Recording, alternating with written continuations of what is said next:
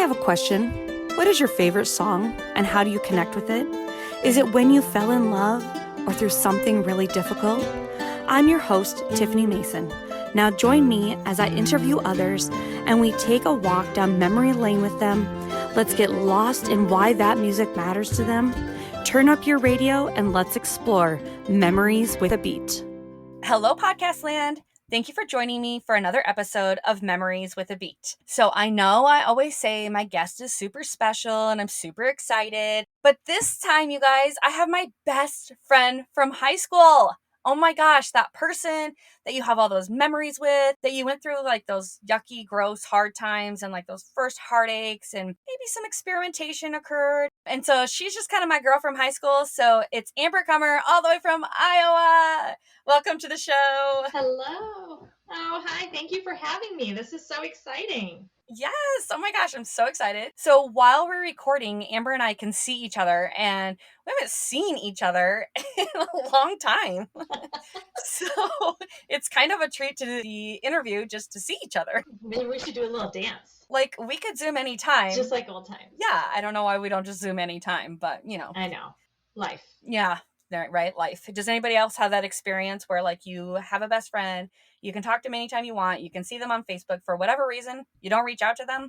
That's Amber and I. But we're also the kind of friends that like as soon as we pick up, we just pick up where we left off. So it doesn't really matter and we have no reason to, I don't know, keep tabs on each other, I guess. So I agree. Anyways, okay, well, let's get this party started. Can you tell my audience a little bit about yourself, Amber? Oh, sure. Okay. Well, my name is Amber. I live in Iowa. I actually never left Iowa. After high school, I stayed here. My husband and I met in college, and we live in Iowa City and came to Iowa City for school and stayed here. Let's see, what else can I tell you?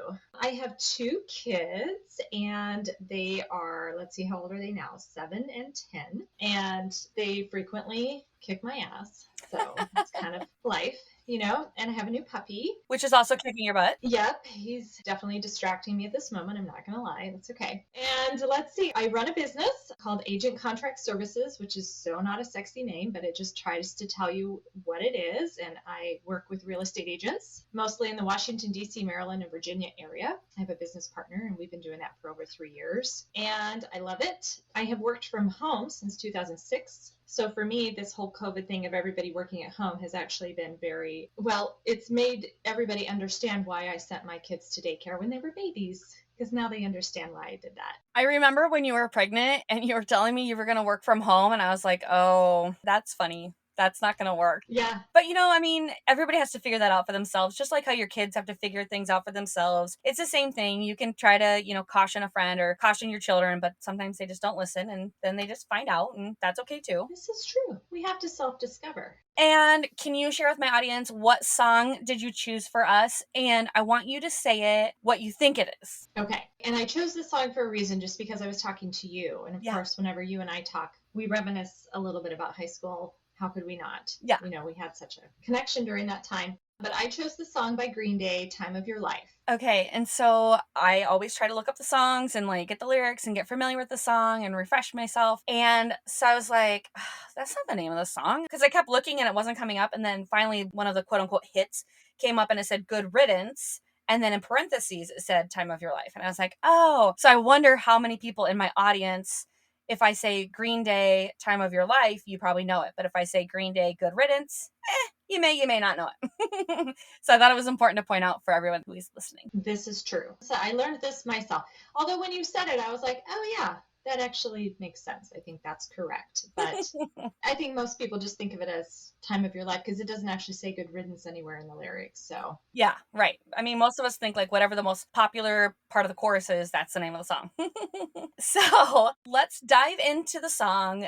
Did you choose it for memory purposes? Did you choose it because of the lyrics? What comes to mind? You're driving down the road, the song comes on, and where are you transported to? So I think I'm transported to high school for sure. It's something about this time is in the late 90s. I think this song came out.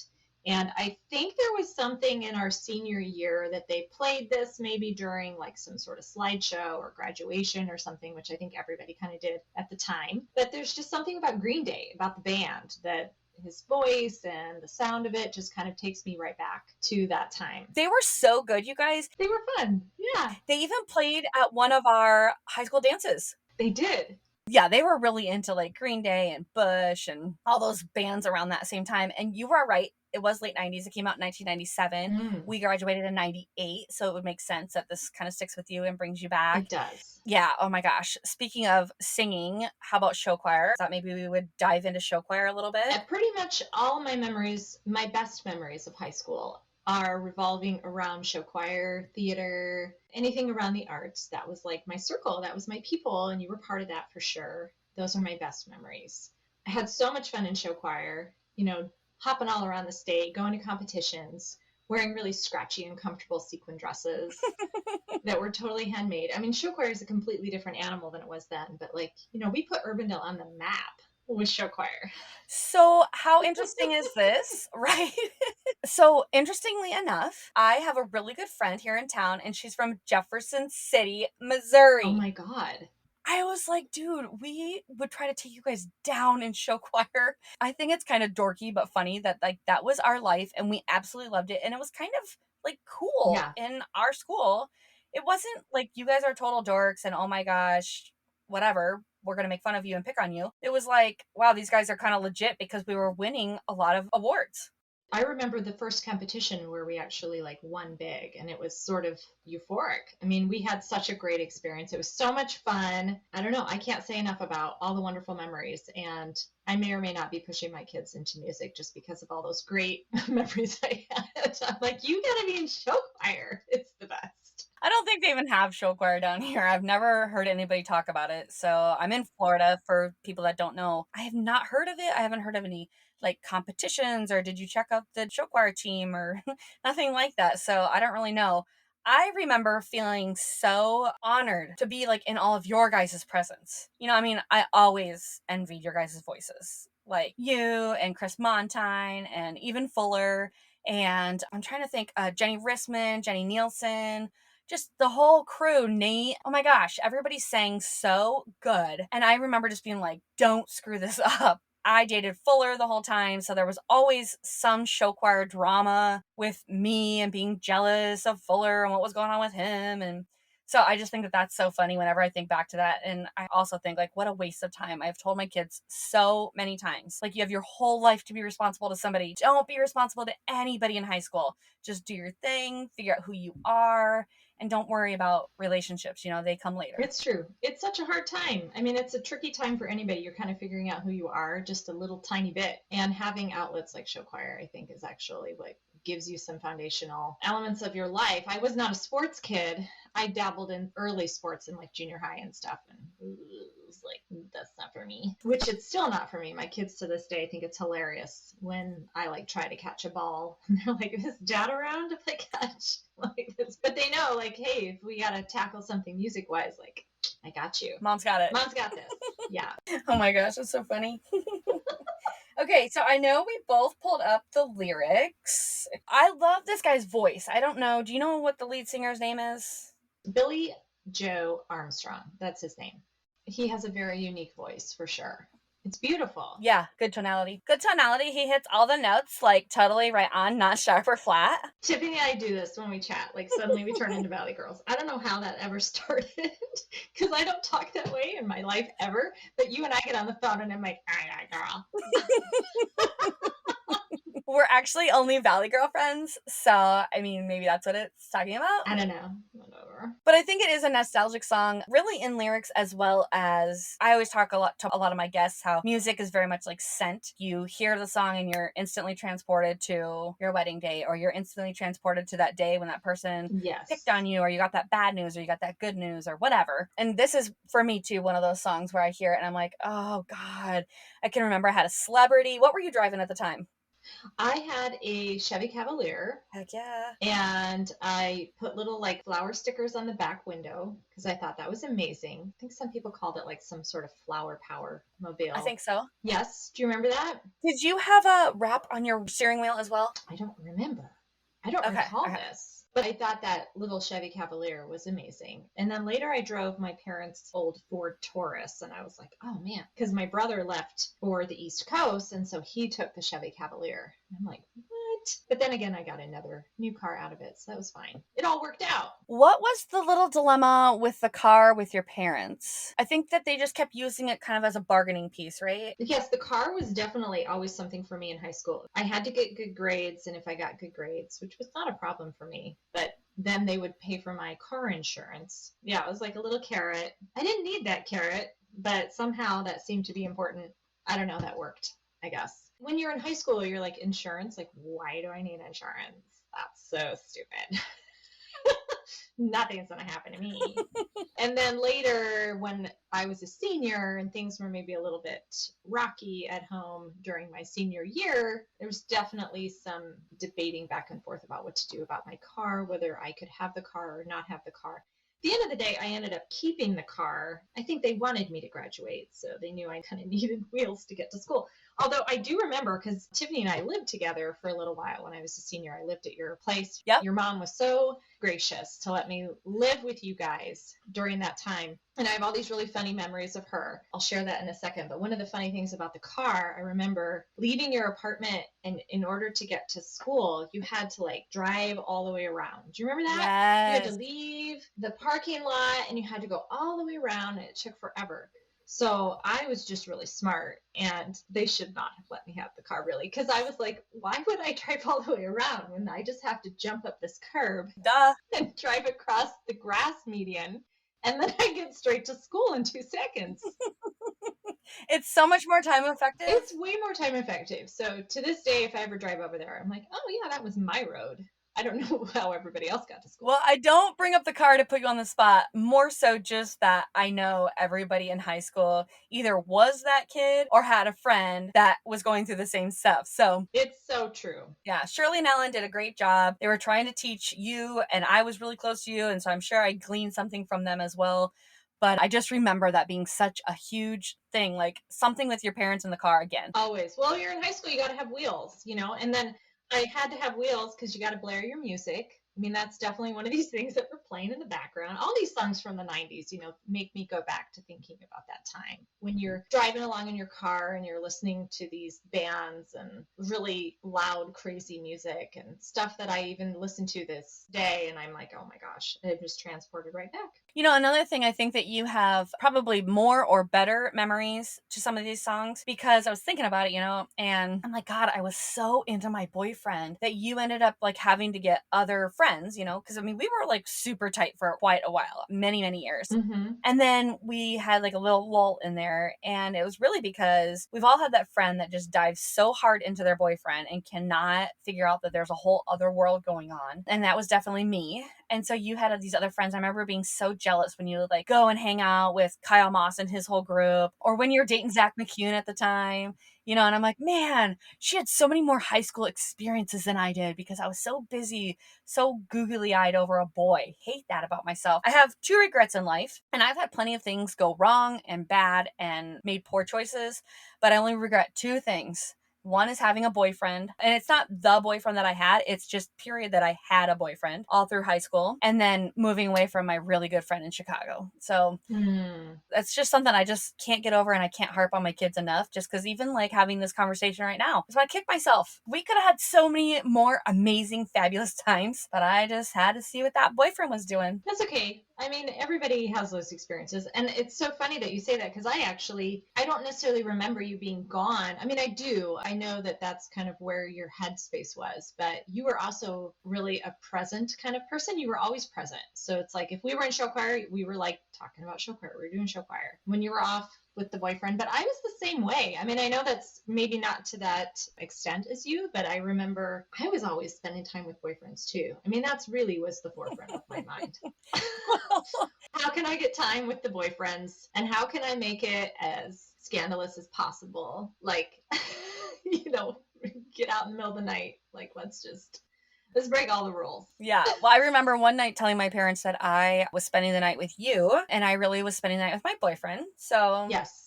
not appropriate, not even close. And thank God there were no cell phones or location services or what Oh, is the app, Family 360 or something like that? it is amazing to me that we survived with no tracking mechanisms. I mean, like the places sometimes I would be and, where I'd be driving, listening to these songs. How about going for a walk at like 3 o'clock in the morning over to Nate's house? Oh, yes. Oh, we thought that was such a good idea. Oh, and trying to make ourselves look younger, like put pigtails in our hair. And didn't we like take lollipops with us, thinking like that would make it more fun and we'd be so cute? We had a lot of really good ideas. So much fun. Oh, gosh. I don't know how we survived that. How did you do in academics? You said you didn't really have that hard of a time. Academics for me, I don't really recall it being an issue. Yeah. I was not a very hard worker academically because I didn't have to be. Yeah. I was sort of like, what do I have to do to maintain my car insurance? And that was pretty much my status quo. I was like A's and B's. I got a few C's, but it was like, well, I got an A to make up for that. So I was fine with that. I really did not have any interest in academics, nor did I spend any time thinking about those things. I remember being really scared because I was the same way. It kind of came easy to me. I don't remember like really studying or working super hard on a class project or really even being responsible. Like when they would partner you up with someone, I would just pray the other person would do it all, right? So I don't remember working really hard on any of that. I do remember Mr. Munson in computers, and I would try really hard with Mr. Munson because I liked him and I wanted to do a good job for him. But other than that, I don't remember really trying to do a good job, except for they said that people who had it easy in high school, it would be really hard for them in college because they weren't used to studying and all that kind of stuff. And I remember just being like, oh my gosh, I don't think I can go to college. Like, I don't think that's even an option. How will I do it? Yes, I actually agree with that assessment because I did not finish college and went to college and I was like, you can't just like skate on by. So I'm like, whoopsie doo, not for me. This is a little tricky. I'm going to move on to the next thing. Yeah, I can't fake it till I make it. Oh, okay. Well, I'll go do something else till I can fake it till I made it. It worked out for me. Kids, go to college. Like, send your children to college. Yes. Do that. My kids will go to college. I hope. I got really freaking lucky, is really all it boils down to. But I do remember studying a little bit. I remember Mr. Munson's class. Computers actually was one of the few classes I took that I loved. Anything I could do with computers. Yeah. I remember learning Excel in high school. And to this day, I'm like a huge Excel geek. I mean, they weren't really like a household thing. We did. You guys had them, and I remember thinking you guys were like super rich. But let's be honest, you guys were in the school system. Your dad was a principal. My dad was, yes. It's true. He was also the technology director. And we had a computer since I was kindergarten, first grade. We got a computer in our house. So I've always grown up around computers. So for me, tech has actually been a huge part of why I've been able to do what I do in my career now, is because tech comes really easy to me. Never mind the fact that we struggled with getting our microphones going correctly for this. Normally I'm amazing. I'm the Doogie Howser of computers, so... If you need a formula in Excel, I'm your girl. I'll keep that in mind because those formulas are tricky business, man. Actually, I hate the formulas. I'm like, ooh, how do I color code? Let's make it look pretty. No. Select row, pink. Fill pink. Make it cute. How do I make that do it automatically? Oh my God.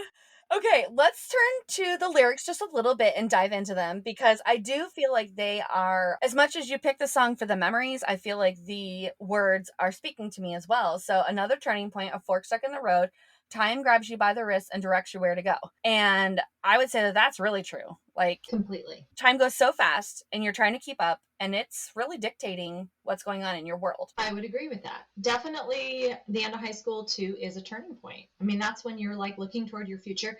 And when you're in high school, I feel like you hear all these things about after high school, you're not going to see all these people and talk to them again. And you're in that world and you think, how's that possible? But it is so true. You move on, and if it wasn't for social media, I don't even know what majority of people would be up to. So it's kind of nice to keep tabs on people, but not everybody's on there, and you do kind of wonder what happened to those people and what turning point, where did they go? Yeah, I agree. When they were faced with that fork in the road. Yeah, I agree.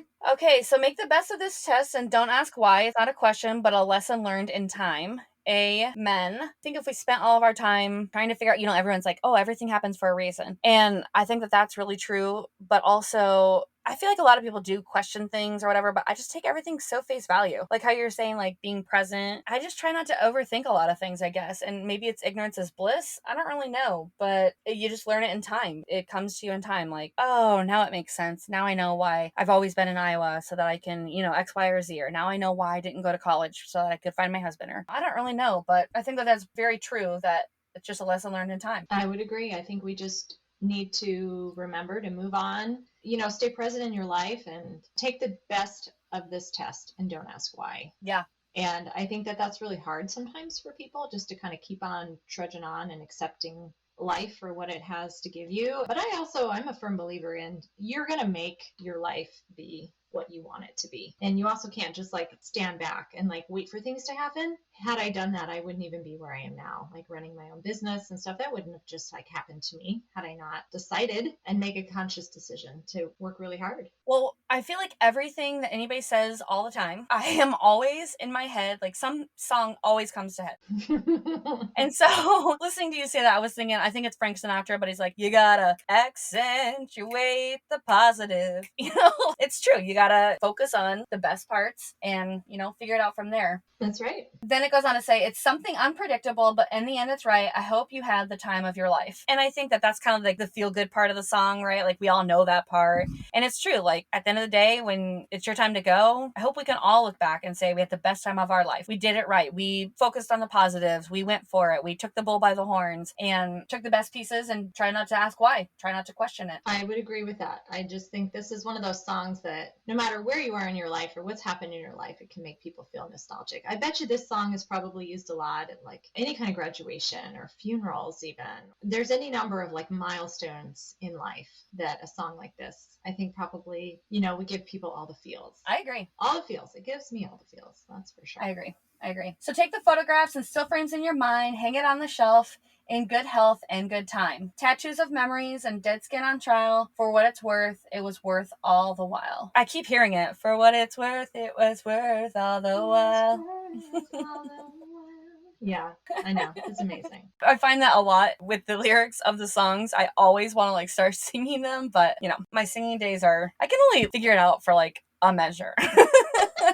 And then after that, I need the backup music or other singers or whatever to keep me, It's all good. You were always such a hard worker with that. You never gave up. You were like, I'm going to be a singer. Oh my gosh. You had to make like a conscious effort to do that. And I appreciated that about you. Aww. You were always like, this is what I'm going to do. And I want to do it. And I want to do it really, really well. And I know it was something that was important to you and you had to work at it. Really work. And you were like, yeah, that had to have been kind of frustrating to see other people just like open their mouths and do it without even thinking about it. Yeah. Yeah.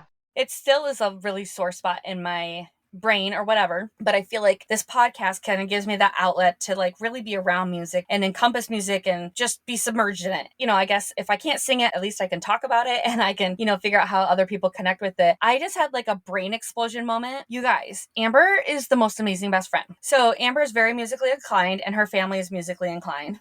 And my sister, who just seriously, it was very, very insanely sweet that she asked me to sing at her wedding. And there were no guarantees that I was going to come out and sing like Celine Dion, or I think actually the song is by Trisha Yearwood. But Amber was so awesome. And she was like, listen, okay, why don't you come up here and I'll like play the piano for you and I'll help you learn this song. So I went up to see you, was it at college, right? I think so. This was Leanne Rimes, right? How Do I Live? Oh, yes. Yes. And you did it. Oh my gosh. I remember now. We worked together a long time on it. Yeah. It was so awesome. And I hope you guys have a good friend like that. That is just like, you know what? You can do this. I mean, everybody knew I wasn't a perfect 10 at it, but I was going to try my hardest and my sister was going to see that dream realized. And Amber probably knew how important it was to me. And everybody just pulled together and like, seriously, I feel like I could cry right now. It was seriously something that meant so much to me and everybody invested in me and believed in me. So. And you did it. You did it. How do I get through Yes. it? Thank Yeah. you. I remember one big compliment you gave me that you were playing, the piano piece for me.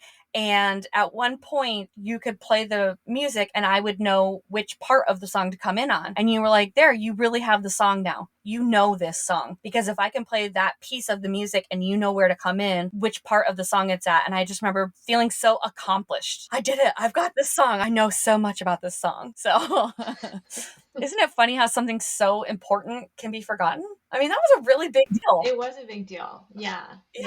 Actually, since you talking about it, this is the first time I had thought about that in many, many, many years. So that was such a fun wedding. Yeah. It was a good time. So I'm going to turn that into a still frame in my mind. It's on the shelf in good health and good time. That was a good wedding. We always had good times. It's a very fun wedding. I don't think we ever didn't have good times. I agree. You and I always had so much fun. I mean, I don't think there's anything that we ever did that wasn't fun. I don't remember any hard times with you. I only have wonderful memories of everything. Yeah, so fun. So you guys are going to have to watch the Instagram and Facebook and see when we get together and hang out. But oh my gosh, it's so amazing to see your face. I'm so thankful for the time with you today. Yes, you too. Don't forget, this will be on the playlist. You can catch it on Spotify or Apple Music, and it's called Memories with a Beat, the playlist. There's always a link in the show notes, so just simply scroll down, click, and listen. And it has all of the songs from all of the interviews, including Good Riddance by Green Day that we've talked about today. And then if you have any of your own memories that you want to share with me, you know what to do. virtuallyuva.com and go to our podcast and send me a little recording. And with that, that's the last note of this episode. Well, that was fun, wasn't it? You never know what rabbit holes we'll get to go down and explore. Were you reminded of anything? Or anyone? Share what it was with me in a review. Honestly, the reviews don't do me any favors other than knowing people like you are listening to this podcast. Insert cheesy wink. However, the ratings do help, so leave me 5 stars. You know you wanna. This podcast was produced by Virtual You, supporting you in all things podcasting. To connect or check me out on social media, I mean, I know you're just gonna stalk me. But see the show notes, as always, for details. Can't wait to dive into my next guest's memories with a beat. Hit subscribe now. You don't want to miss the next episode.